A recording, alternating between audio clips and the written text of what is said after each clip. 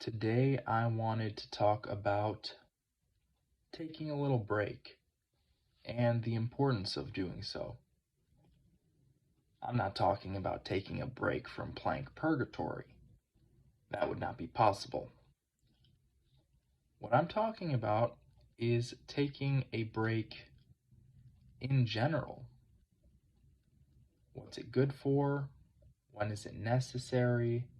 When is it not necessary? These kinds of things. Taking a break doesn't always mean stopping. Taking a break can also mean slowing down, changing of pace.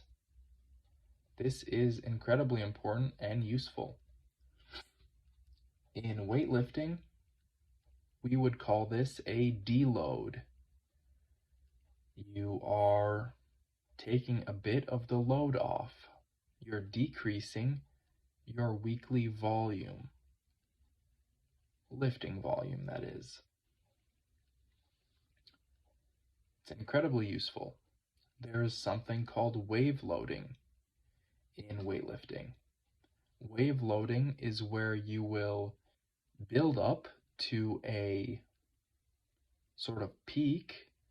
Let's say you start with 100 kilograms. You're doing it for, let's say you're squatting, right? You're squatting 100 kilograms for a certain amount of reps. And the next week, you'll squat 105 kilograms for either the same amount of reps or maybe a little less. And then the next week, maybe you do 110 kilograms and you do it for a little less reps. And you do 115 kilograms the following week. And you continually progress until you reach a point of seeming stagnation, the point where you can't really grow that much. And this is where you deload. You take a bit of the weight off, you go back to 100 kilograms, and maybe now, instead of doing, how many reps you were doing before, 10 reps, now you could do 12, or you could do 15, right? This is kind of the principle of a deload, of a little break. Now, with weightlifting, it's a little complicated because if you're really serious about it, then there is a deload, but you don't really stop. And you don't really slow down that much either. You stay very consistent. However, in other areas of life, that's not really usually the way we approach things. I've taken a little break from doing push-ups. Just a little break. I have taken maybe 3 or 4 days off. I want to say 3 days. The past 3 days, I have been working with 3-minute planks. And the 3-minute plank is honestly kind of stressful. When I'm doing a shorter plank, say 1 minute, 90 seconds, the push-ups seem to add to it. Like, I'm just so unfulfilled doing a 90-second plank that throwing in a set of 10 or 15 push-ups adds to my fulfillment. However, if I'm doing a 3-minute plank, if I have to do push-ups on top of that too, man, that's weighing on me. Just thinking about that, like, now I don't want to do either one. And I've got to find a way to manage that. I've got to work through that. Honestly, that's not me complaining. I've got other reasons for not doing push-ups the past 3 days. Albeit maybe they're not the best reasons, but I think they're pretty decent. I think they're pretty good reasons, honestly. One of these reasons is my shoulder. I kind of tweaked my shoulder a few days ago, maybe a week ago now, and I've just been pushing through it. I've been pushing through it. I've been doing my weighted pull-ups every day. In fact, today was the last day I'm doing weighted pull-ups. I did weighted pull-ups for 100 days in a row, and the past week, my shoulder's been off a bit. Something about it has just not been right. It's been awkward. I'll leave it at that. It's been awkward. And so, doing the push-ups was not feeling good. It was actually feeling pretty bad doing push-ups. I always felt a bit of pain, and when I do the pull-ups, I feel like I have to work around my shoulder. I feel like my other arm has to overcompensate while the right arm is not working hard enough, or it's like kind of anxious, if that makes sense. And so I took a little break from the push-ups, just a few days. I'm going to get back to them, but for now, I prioritize something else. Mitigate risk, mitigate injury. There's no reason to risk something happening to my arm when I could just cut out the push-ups for a few days, take a little break. Guess what? When I come back, I'm going to feel good. I'm going to feel strong. I'm going to feel glad that I took this little break. But you don't always have to stop. You could slow down. That's like the deload. The deload is a slowing down. Maybe you're not lifting 150 kilos. Maybe you're only lifting 100 now. Maybe you're only lifting 50 kilos. You're still going through the motions. You're still getting blood flow. Yeah, I mean, the results are going to be different, but our bodies aren't made to work at maximum output physically for prolonged periods of time. Consider this. Marathon runners rarely run in consecutive days. Rarely.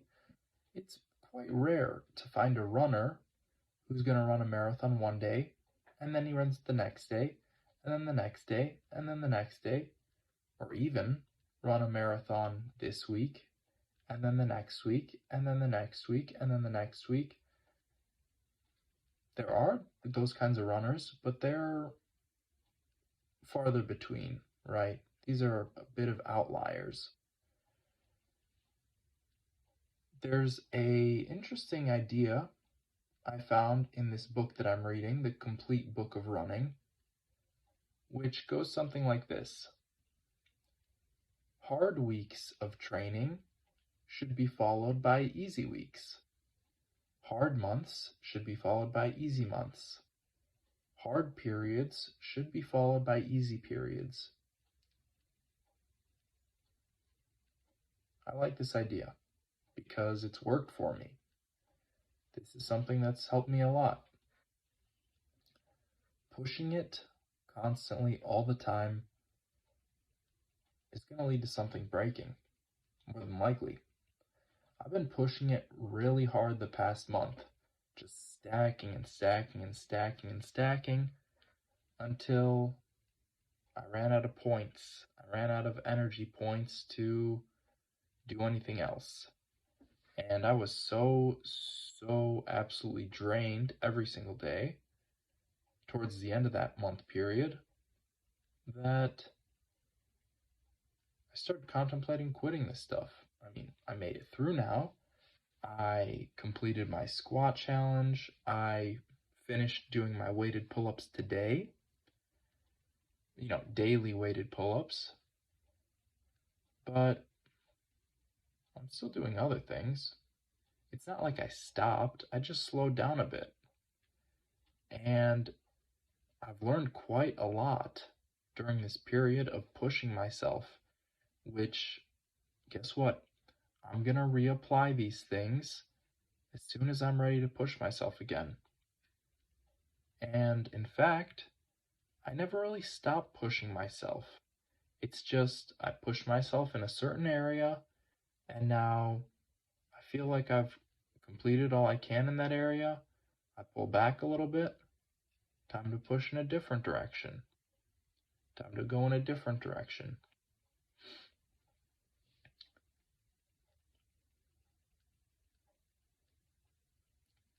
Taking a break can be incredibly useful, especially when you've been working on the same thing for a long time. Sometimes you really have to take your eyes off of it. Sometimes to really focus, to really understand what you're looking at, you've got to look away.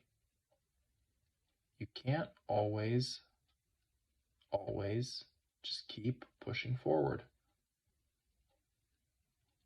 Yeah, sometimes it's great. Sometimes even for long periods of time, 6 months, a year, yeah, dial in, get dialed in. Go as far as you can. But realize when enough is enough. Realize when, I could take a week off here. I could do something else. I've had this idea that I really, really have been meaning to get to, but this has been in the way. And this is the perfect opportunity. This idea is not going to take me 6 months. Maybe it'll take me a couple days. Take a few days off, work on something else. When you're done, when you feel satisfied, get back to it. Or just take a little bit of time off. Say you're working on something for 2-3 hours every single day, right? Or maybe even less. Maybe you're working on it for an hour every single day. Cut that time down. Work on it for 10 minutes. Fill in that other time with something else. I'm not saying stop working on it, but consider your situation. Consider it. I have been doing these kind of weird challenges where I do, daily stuff, daily, every day, everyday plank, everyday squats, everyday pull-ups, everyday push-ups, everyday deadlifts. And they got to a certain point where, like, this is a full body exercise every day. I'm drained. Throw martial arts on top of that. Throw freaking sparring on top of that. Now I'm getting beat up and I've got to train. Like, yeah, it works for a while. Sure, it works. Maybe if you're in a fight camp, like that's great, that's good and all, but I'm a normal guy. I'm not in a fight camp. Training freaking 4 hours a day. It's good for a short period of time. You can learn quite a lot, but at a certain point, you have to understand, what am I doing this for? And in my case, fortunately, I gave myself a deadline. I said, I'm going to do weighted pull-ups 100 days in a row. I'm going to do it for 100 days straight. And that's what I did. So I got 100 days done, and good enough. This has been an interesting experiment. Now I'm going to pivot because guess what? That's a lot of strain on your arms, your shoulders. I don't know, maybe that's what tweaked my shoulder, honestly. Maybe that's what it was. Weighted pull-ups every single day, no breaks. No days off. Weighted pull-ups, weighted pull-ups, weighted pull-ups. I did a lot of pull-ups this last year. This past 6 months, I did a lot of pull-ups, and I, historically, have not done many pull-ups. I've done way more pull-ups this past 6 months than I've done the whole rest of my life. And it gets to a certain point where you can make an adjustment. Make a little adjustment. I'm still going to be doing pull-ups, but maybe now I do them twice a week. And now that I'm doing them less often, guess what? I can up the intensity. I could do heavier weights. I could do more reps. Because when you're doing them every day, I have to consider, okay, if I do 40 pounds on the weighted pull-ups? Can I do like a regular pull-up tomorrow? Will I be able to do that?